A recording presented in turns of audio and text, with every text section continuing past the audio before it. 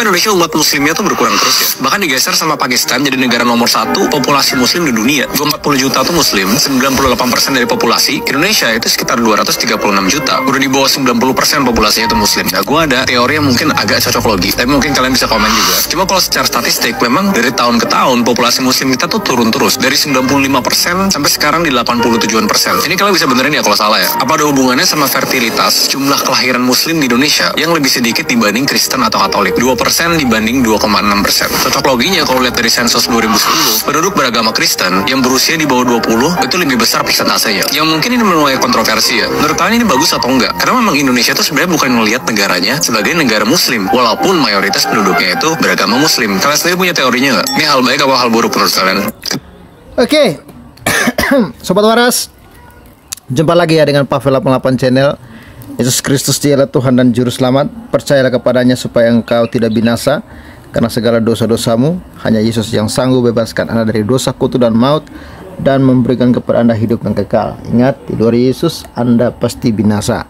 Tidak ada keselamatan di luar Yesus. Dan saat ini sudah mulai banyak orang yang sadar akan hal ini, dan semakin banyak orang yang datang kepada Kristus karena mereka sadar bahwa agama tidak bisa menyelamatkan. Mereka sadar amal ibadah, perbuatan baik tidak bisa menyelamatkan. Yang bisa menyelamatkan hanyalah Tuhan sendiri. Dan Tuhan sudah datang menyelamatkan kita.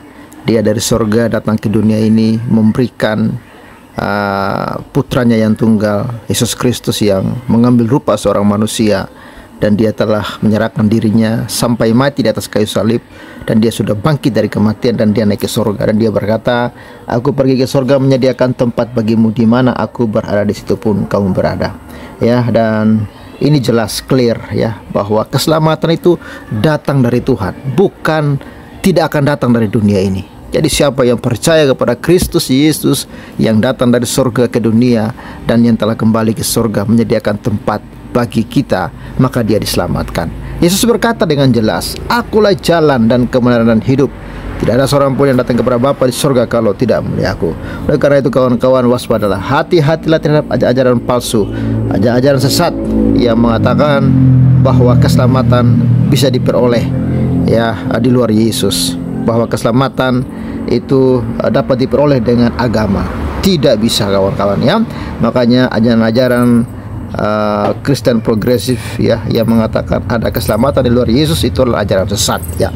Oke, kawan-kawan, dan kita hari ini membahas berita. Ini berita data terbaru ya 2024. Ternyata populasi muslim di Indonesia itu semakin menurun ya. Bahkan Indonesia tidak lagi menjadi negara terbesar atau negara muslim terbesar di dunia. Karena posisi Indonesia ya sudah populasi muslimnya menurun. Padahal kita tahu ya jumlah muslim di Indonesia yang begitu besar ya, dan kita tahu dengan angka kelahiran yang sangat besar kawan-kawan. Ya Anda tahulah ya bahwa dalam Islam itu mereka boleh berpoligami. Ya bisa 4 istri ya, dan masing-masing istri itu ya mereka akan memiliki anak, dan anaknya ya banyak. Tapi yang anehnya kok bisa-bisanya gitu loh. Bahkan saat ini kawan-kawan promosi tentang poligami itu terus digembar-gemborkan, dibesar-besarkan ya. Tapi yang anehnya populasi muslim itu kok tidak berkembang-kembang. Apa masalahnya? Apa problemnya? Ini kawan-kawan yang menurut saya ya sebuah fenomena yang sulit dipecahkan ya. Dan kalau saya mau memberikan tanggapan, yang pertama kawan-kawan, banyak orang yang sudah muak. Karena apa? Banyak tokoh-tokoh muslim atau tokoh-tokoh agama muslim yang mengajarkan ajaran-ajaran radikal ya, dan ajaran-ajaran radikal seperti ini ya tidak sesuai dengan moralitas, tidak sesuai dengan pri kemanusiaan. Nggak usahlah kita berbicara tentang ketuhanan ya. Ya, kita bicara tentang kemanusiaan aja. Ajaran-ajaran yang mengajarkan halalkan darah orang, membunuh orang, mempersekusi orang, apalagi di Indonesia. Anda tahu sendiri ya, banyak gereja yang sulit untuk beribadah ya, dihentikan ya. Orang muslim sendiri itu banyak yang muak dengan cara-cara seperti itu. Bahkan seorang teman yang sering masuk juga di roomnya Pavel mengatakan, ya saya itu meninggalkan Islam ya gara-gara itu katanya, ya gara-gara persekusi dan lain sebagainya. Ya, dan faktor kedua menurut saya, kenapa banyak orang-orang Muslim yang akhirnya meninggalkan Islam, itu faktor dunia internet ini kawan-kawan, ya, dunia maya. Kita lihat ya di TikTok, ya perdebatan-perdebatan Muslim Kristen itu banyak, dan dari sana orang-orang mulai cerdas dan waras. Oh, ternyata begini ya, ajaran Kristen selama ini dipelintir-pelintir, disalahartikan, ya. Mereka sering mengatakan orang Kristen menuhankan 3 Tuhan, ya padahal bukan 3 Tuhan, ya kan? Orang Kristen menuhankan manusia, kata mereka, padahal Yesus itu adalah Allah yang datang ke dunia menjadi manusia. Jadi ketika ada para apologet yang meluruskan tentang ajaran Kristen, itu juga banyak membuka pikiran orang, baik di TikTok, baik di YouTube, ya, di Facebook. Ternyata itu juga membantu penginjilan-penginjilan, ditambah lagi kesaksian-kesaksian banyak orang yang percaya kepada Kristus. Itu membuat orang itu mulai berpikir tentang apa yang mereka yakini. Makanya jangan heran ya, seperti Yusuf Manobulu itu harus dipaksa, ditangkap, dipenjara, ya. Kan Anda lihat sendiri ya kesaksian Manobulu, bagaimana dia katanya ditangkap paksa dan lain sebagainya. Itu gara-gara banyaknya orang yang bersaksi di channel Yusuf Manobulu bahwa mereka meninggalkan Islam dan percaya kepada Kristus. Faktornya itu kawan-kawan, ya. Kita lihat Muhammad Kaceh ditangkap, dipenjara dan lain sebagainya. Jadi penurunan populasi Muslim ini, yang pertama faktor ya banyaknya beredar ajaran-ajaran yang radikalis, tindakan-tindakan oleh kelompok-kelompok Islam yang begitu brutal, ya, dan tidak toleransi. Itu membuat orang muak.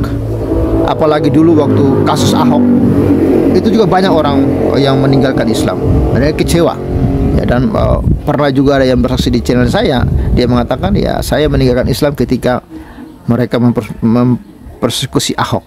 Itu ada loh kawan-kawan, ya.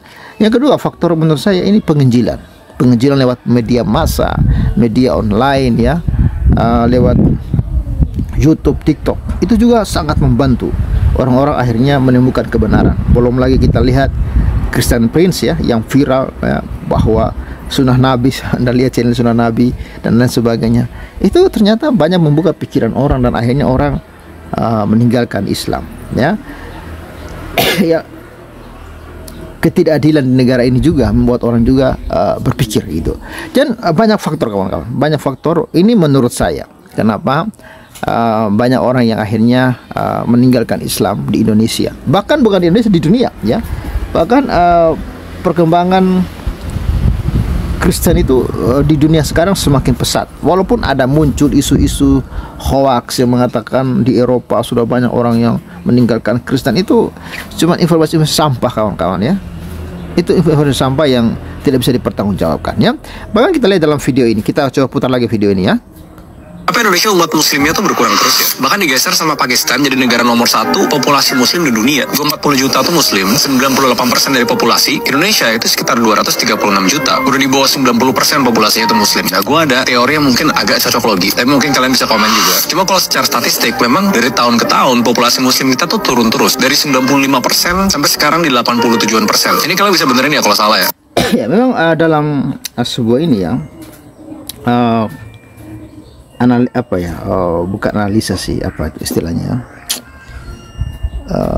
ya penelitian lah ya, atau maksudnya gini, kalau melihat dari populasi Kristen yang meningkat di Indonesia, kalau itu stabil, katanya 2030 Indonesia akan memiliki jumlah penganut Islam dan Kristen itu 50-50, ya. Itu dalam apa namanya, ya kalau melihat dari ini ya, dari perbandingan perkembangan Kristen, kalau dia stabil, ya, maka dalam 2030 ya bisa diprediksi, ya, prediksi Islam Kristen itu bisa 50-50, ya. Dan menurut saya ini kabar baik. Ya, kabar baik, ya, kabar baik. Dan orang Kristen harus terus, ya, beritakan Injil. Dimanapun Anda berada, beritakan Injil. Gunakan platform media sosial Anda untuk memberitakan Injil. Ya, jangan buat platform media sosial itu hanya untuk hal yang tidak terlalu penting. Beritakan Injil dimanapun Anda berada. Beritakan Yesus Kristus, ya. Anda lihat sendiri ya channel Pavel ini. Apapun yang saya bahas, pasti saya akan mengatakan Yesus Kristus dialah Tuhan dan Juru Selamat. Ya, terserah ya kawan-kawan. Mungkin ada yang bosan, ya, nggak apa-apa, ya. Karena media ini akan memutar itu terus. Setiap mereka mengklik Pavel, mereka akan mendengar Yesus Kristus Tuhan dan Juru Selamat. Mereka klik lagi Pavel, akan kedengaran Yesus Kristus. Ya, kita nggak tahu ya. Kalimat-kalimat itu ketika didengar oleh orang yang sedang mencari pengharapan, ya mereka akan tertarik untuk mengikut Kristus, ya kawan-kawannya. Dan kita lihat ya beberapa komentar dalam ini akunnya Raymond Chin, ya. Saya nggak tahu sudah berapa juta orang menonton ini, ya. Ini ada Bung Felix, ya. Ada ini beragam komentar. Ada yang mengatakan, menurut gue bukan karena pindah keyakinan, tapi karena faktor penurunan angka pernikahan dan juga keinginan memiliki banyak anak. Dulu sama kakek gue, anak bisa 8, sekarang paling 2 doang. Ya, tapi kalau kita lihat ini ya, angka perkawinan ya menurut saya ini bisa benar bisa tidak ya. Tapi kalau dilihat dari jumlah muslim yang banyak, kalaupun misalnya angka kelahiran itu menurun, tetapi sebenarnya ya karena sama ya, di Kristen pun kita lihat ya, orang Kristen pun sama juga gitu loh. Kalau di angka kelahiran Kristen pun angka kelahirannya tidak banyak kalau di Indonesia kawan-kawan ya. Ya justru menurut saya angka kelahiran yang paling banyak itu di Muslim, karena di sana orang bisa punya istri lebih dari 1 gitu ya. Ada juga yang mengatakan karena faktor ekonomi sih kayaknya ya. Jangankan kamu banyak anak, mau merit aja mikir-mikir. Mau apapun agamanya, kita harus bersatu. Jangan mau dipecah belah oleh pihak-pihak tertentu. Faktor utama adalah banyak yang takut nikah karena ya perihal mahar dan gengsi hidup, enggak sih? Ya sekarang penghayat kepercayaan diakui oleh negara sebagai agama. Bisa jadi ini sebuah faktor juga. Ya betul. Ya ketika penganut penghayatan itu diakui oleh negara, itu juga banyak ya yang sudah meninggalkan, karena dulu mereka itu berKTP Islam tapi mereka bukan Islam sebenarnya. Mereka itu penganut kepercayaan lokal gitu ya. Bisa jadi ini juga faktor kawan-kawan ya. Ya mungkin juga ini ya perlu impor dari Yaman biar nggak berkurang ya. Mungkin juga itu ya, banyaknya umat Muslim yang muak ya dengan para habib-habib Yaman yang datang melakukan propaganda lalu memanfaatkan umat ya. Itu juga bisa terjadi. Banyak faktor kawan-kawan ya. Ya kira-kira menurut kawan, menurut Sobat Waras, faktor-faktor apa yang menyebabkan populasi Muslim ini berkurang di Indonesia? Anda bisa memberikan komentar ya. Kita nggak usah lah ya banyak bicara-bicara hoak ya, seperti umat seberang lah kawan-kawan ya, yang mengatakan Eropa banyak yang meninggalkan Kristen. Nah itu hoax semua. Tapi kita lihat data yang di Indonesia, jelas-jelas ya, data ini di Indonesia populasi Muslim dari tahun ke tahun semakin menurun. Apa kira-kira alasannya? Silahkan tinggalkan jejak Anda di kolom komentar ya. Dan salam waras, God bless you and bye bye, salam.